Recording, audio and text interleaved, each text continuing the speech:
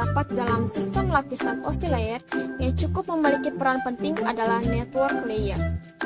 Lapisan yang bekerja pada tingkat kelima ini merupakan lapisan yang memiliki peran penting dalam proses transmisi jaringan komputer. Penjelasan lebih lengkap mengenai network layer dapat kita lihat pada penjelasan berikut ini.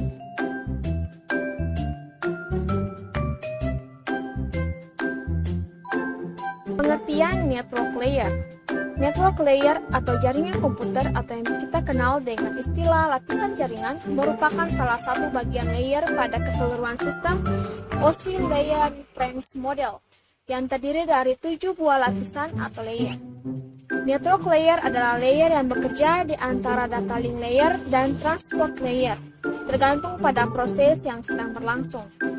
Network layer juga merupakan sistem logik yang sangat erat kaitannya dengan proses transmisi data, karena menghubungkan komputer ke dalam jaringan yang sudah ada.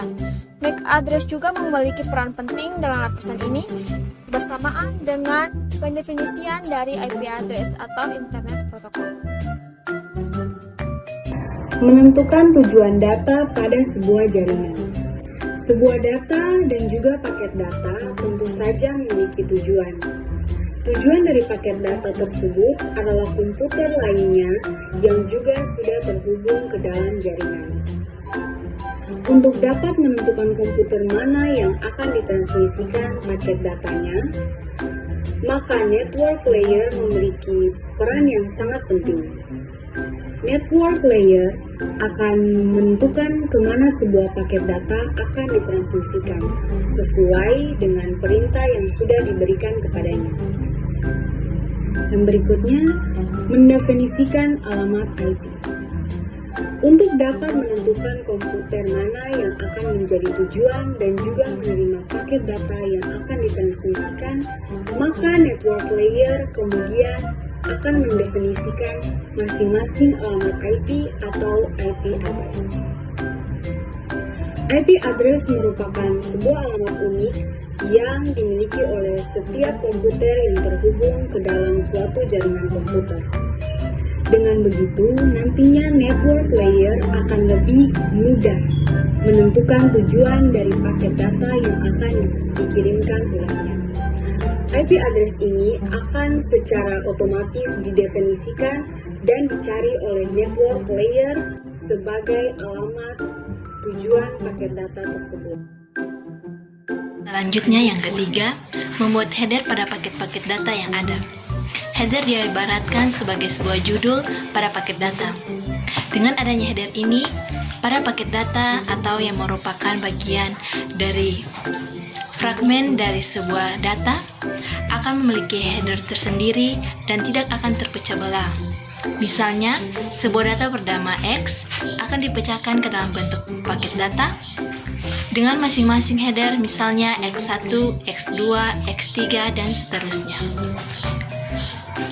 Adanya header ini, maka setiap paket data akan memiliki header yang sama, sehingga ketika nantinya paket data akan disatukan kembali menjadi sebuah paket data yang utuh.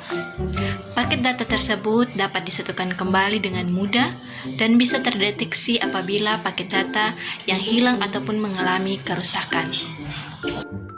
Melakukan proses routing. Proses routing merupakan proses pemberian rute dari sebuah paket data. Selain membantu mendefinisikan IP address, network layer juga memiliki fungsi yang sangat penting untuk meneruskan paket data yang sudah ada menuju penerima melalui rute-rute tertentu.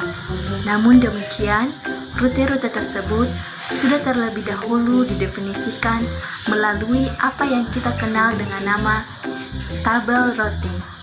Dengan demikian, tiap paket data akan dikirimkan ke alamat yang sudah didefinisikan sebelumnya, sehingga dapat mencegah terjadinya salah alamat. Di sini saya akan membahas tentang cara kerja pada network layer. Network layer atau OSI layer 3 menyediakan pertukaran data individu pada jaringan antar end device.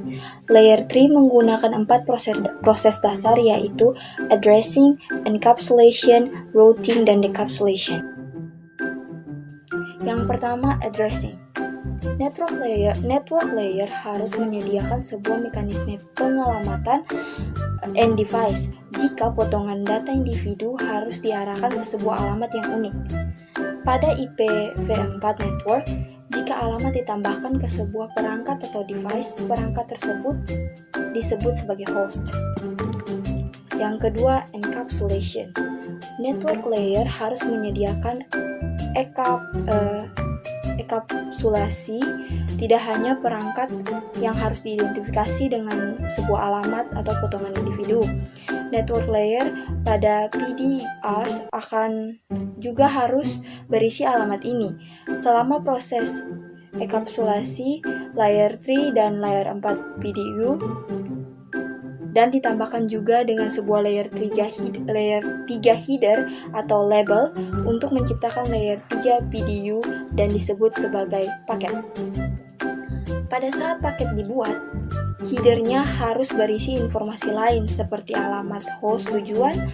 Alamat ini dikenal sebagai destination address.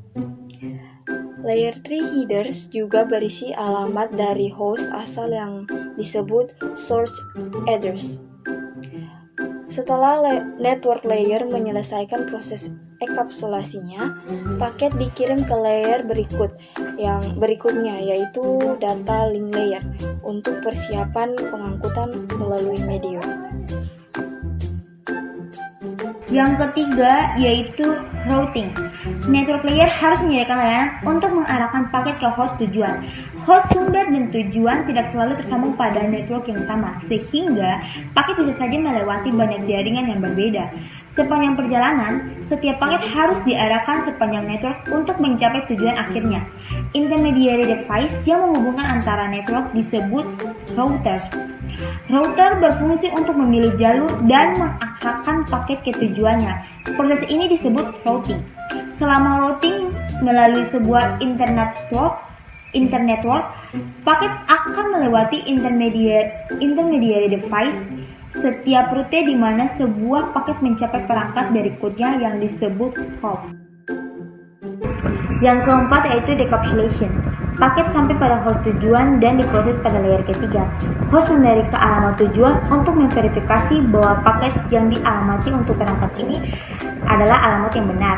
Maka paket didekapsulasi oleh network layer dan layer 4 PDU berisi paket yang ditujukan ke transport layer.